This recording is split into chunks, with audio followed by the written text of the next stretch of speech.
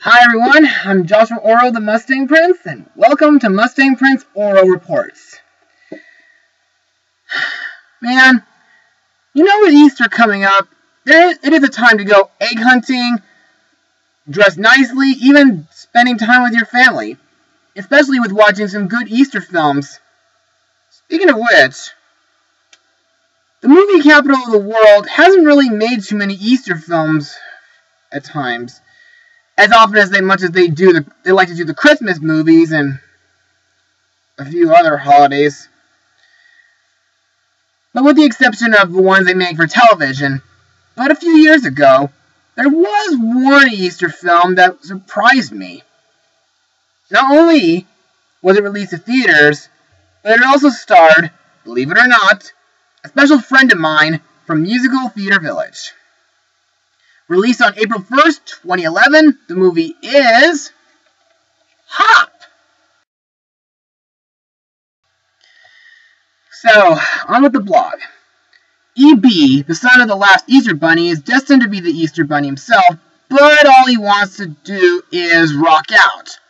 As a teenager, he runs away via a magic rabbit hole to Hollywood in pursuit of his dream to become a rock star drummer. There he meets a human named Fred, an out-of-work slacker with his own lofty goals. Together the two encounter a series of hilarious mishaps and adventures, and in the end help each other recognize the importance of family. So, how was this film to me?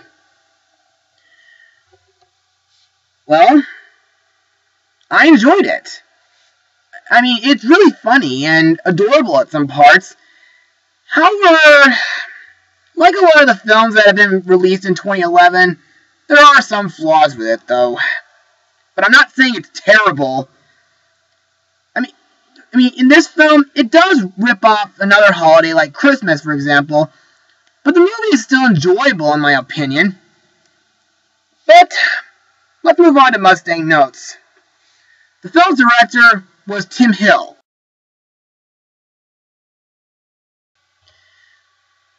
Who worked on such films as Muppets from Space, Max Keeble's Big Move, the SpongeBob SquarePants movie, Garfield: A Tale of Two Kitties, and the live-action Alvin and the Chipmunks movie. My childhood just keeps withering away from thinking about that film. Anyway, the CGI animation of the film was made by Los Angeles-based studio Rhythm and Hues Studios. Now, I can't really name all the films that Rhythm and Hues Studios worked on because there's so many memorable ones I can't really put a single one on top of my head. But it's best that you find out for yourself anyways, and you'll be impressed with how good they are with it. And next thing I want to talk about is that one of the songs, I Want Candy, was performed by Australian pop R&B singer Cody Simpson. Not Aaron Carter this time, huh? But, unfortunately, the movie didn't get really much of a good response, since the movie did receive negative reviews. Rotten Tomatoes rated it 25% rotten with an average 4.4 over 10 rating among 134 critics, with the consensus statement being, it's really impressively animated, but Hop's script is so uninspiring that not even James Marsden's frantic mugging can give it a bounce. And Metacritic gave the film a 41 out of 100 based on reviews from 23 critics. The subplot involving Carlos, the Easter chick, was considered to be insensitive to Mexican Americans by some reviewers. Man, what do they know anyway? Like, can't people just think for themselves and just focus that people need to make Easter films more often and just don't worry about what it's about anyway? But how did this film do at the box office? Well, Hop opened at number 1 at the Friday box office in the US and Canada theaters, earning $11.4 million, beating the source-coded Insidious. Other two films that opened that weekend, it then topped the weekend box office with $37.5 million, then making it the second highest opening weekend in 2011 behind Rango until Rio came along. It also topped the UK box office in its opening weekend with about like 1,392,740 pounds, and Hop held on to the #1 spot in the US and Canada for its second weekend with a 42% drop and grossed $21.4 million. During its second week, it beat the 4 new nationwide releases like Arthur, Hannah, Soul Surfer, and Your Highness. In the 2011 Easter weekend, Hop increased $13.7 million from its third weekend, with a gross of $12.5 million and crossed $100 million, marking North America, becoming the third 2011 film to reach the mark after Rango and Just Go With It.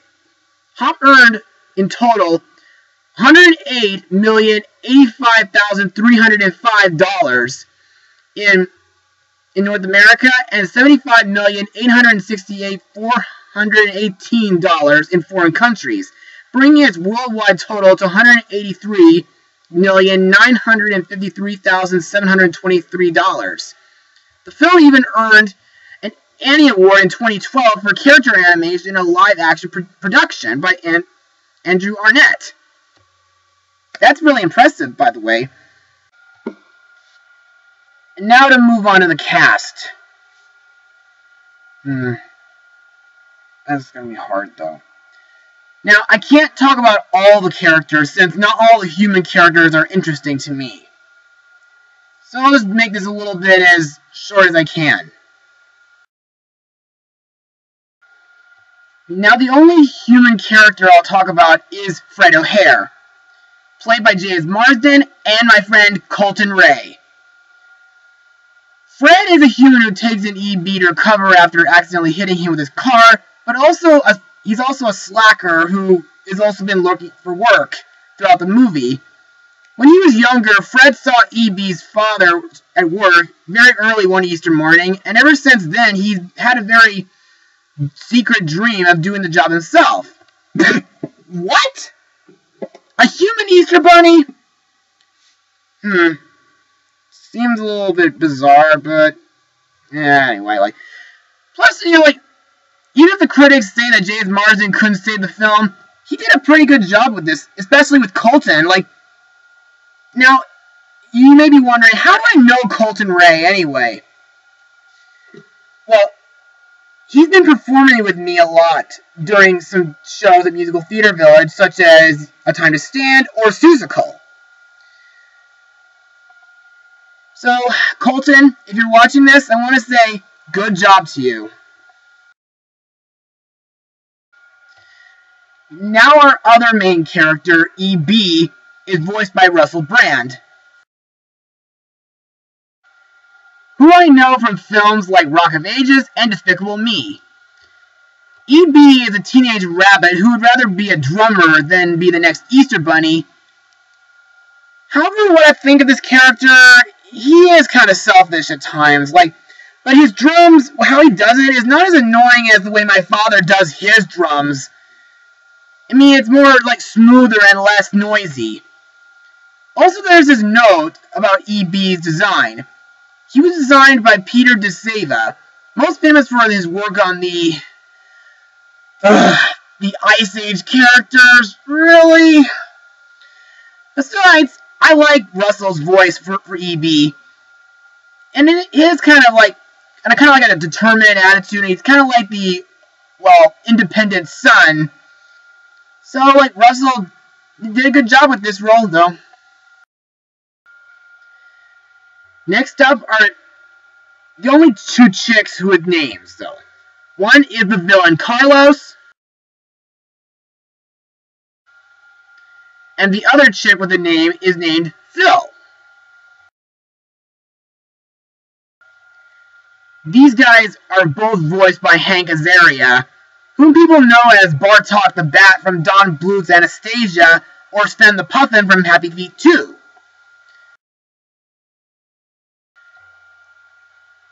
Now, Carlos is the leader of the Easter Chicks, who has kind of grown tired of always being the Easter Bunny's number 2, or lieutenant, and decides to lead a coup to take over.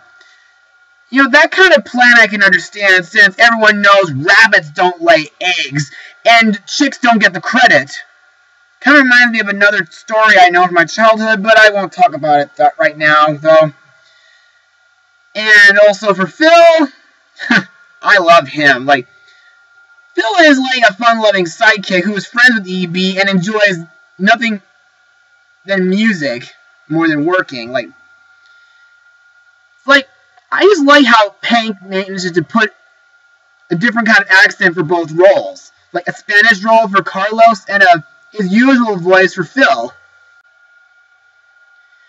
Now, as for my thoughts on the other chicks, well, they are kind of a little bit like the minions from Despicable Me.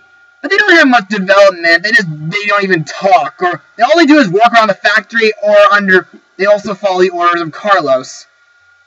Even the other rabbits they kind of look like chipmunks in a way, the way they move around. But the Pink Berets are probably the most well-known rabbits in the film, though. Next up is EB's dad, voiced by the hilarious Hugh Laurie.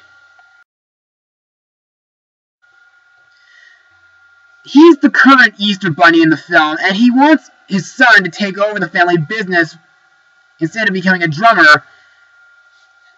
It's like he's like the typical father who wants their son to be what they want them to become, instead of something that they want to become. But in the end, EB's dad does become more understanding toward his son in the end of the film, and letting Fred become a co-Easter Bunny. So I give him credit for being an understood character as well. Now, the last character I want to talk about is a very famous actor who cameos in this film, David Hasselhoff.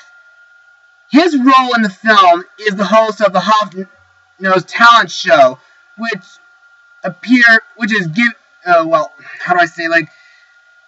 EB is introduced to go there when some blind musicians at a video game place, give him a flyer to audition. And now to move on to my final words of this movie. Above all, while Hop may not be a fantastic Easter film to some people, it's also not a terrible film either. There are still a bunch of hilarious scenes, and some characters are interesting, and the music can be very entertaining as well. So if you're looking for an Easter film to watch during this time of year, be sure to look for this one. I give this film a rating of 73%. Well, that's all for now, everybody. So be sure to have a great Easter, and be sure to also join me for my next blog. Because my next blog, we're going to go back under the sea again. Mustang power! And have a great Easter, everybody!